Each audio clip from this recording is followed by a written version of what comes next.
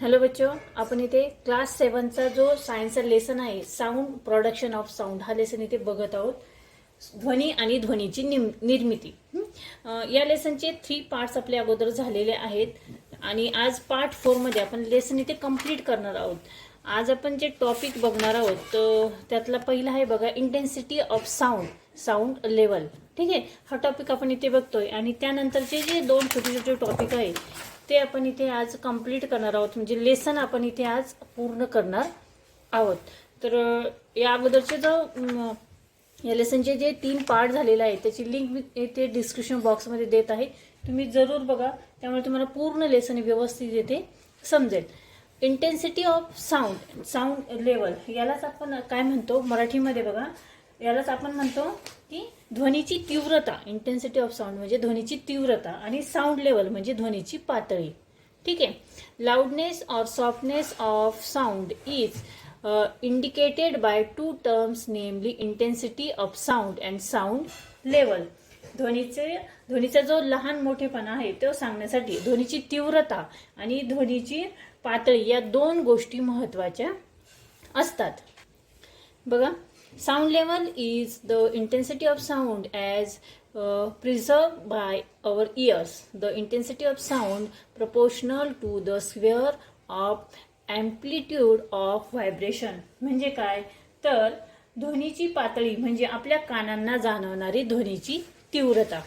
Sound प्रिव्हर्स by our years, आपल्या कानांना जाणवणारी ध्वनीची तीव्रता.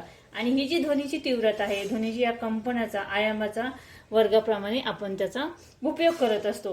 म्हणजे त्या वर्गाच्या प्रमाणामध्ये ती असते. म्हणजे उदाहरणार्थ ते एक्झाम्पल दिले आहे बघा, if the amplitude is double in intensity of sound becomes 4 times as much. म्हणजे काय, जर उदाहरणार्थ आयाम दुप्पट म्हणजे अँप्लिट्यूड इज डबल, आयाम जर दुप्पट असेल केला तर ध्वनीची तीव्रता ही काय होती, चौपट ही होती, 4 टाइम्स ॲज मच.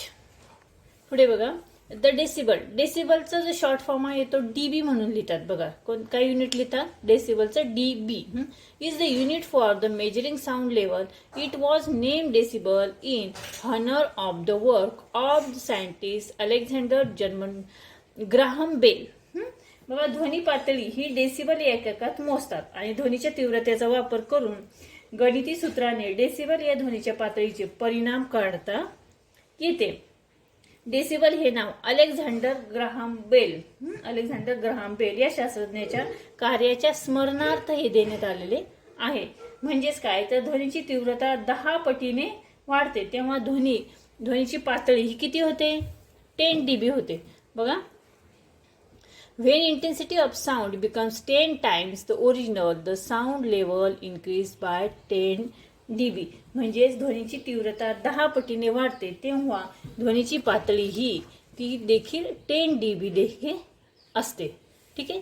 त्यानंतर पुढचा टॉपिक आहे, what would be the difference perceived between hearing only 2 pupils in the class talking to each other and all the children talking to one another at the same time. म्हणजे काय तर तुमच्या वर्गात 2च मुले परस्परांसोबत जर बोलत असतील तर सर्वच मुले एकमेकांसोबत एकाच वेळी बोलत असतील तर काय फरक जाणवेल.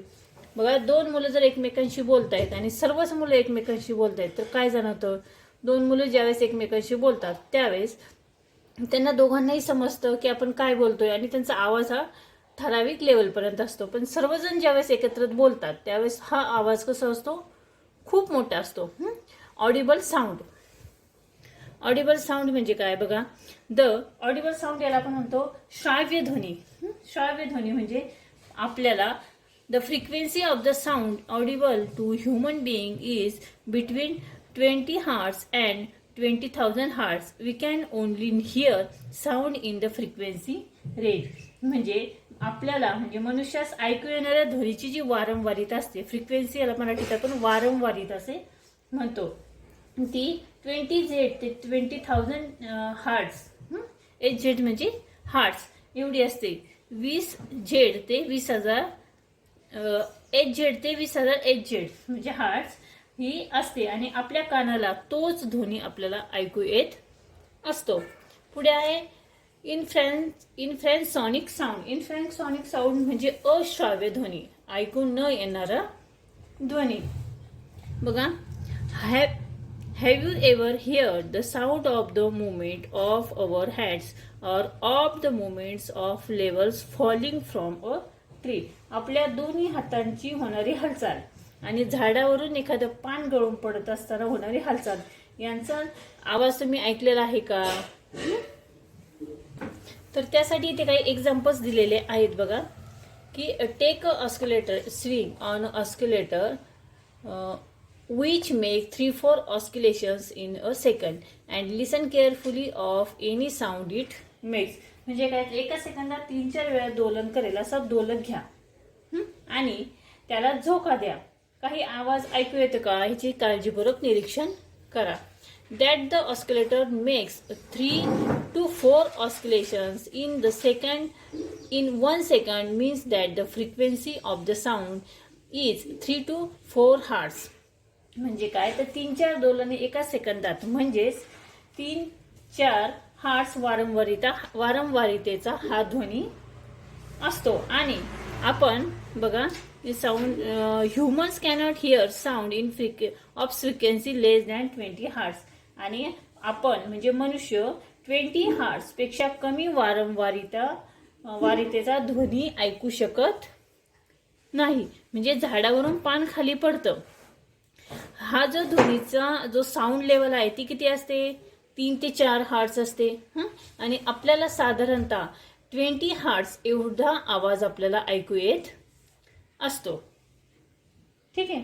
तर हे जे एक्झाम्पल्स वरती आपल्याला दिलेले आहेत, in all above examples oscillation did take place but no sound was हिअर्ड.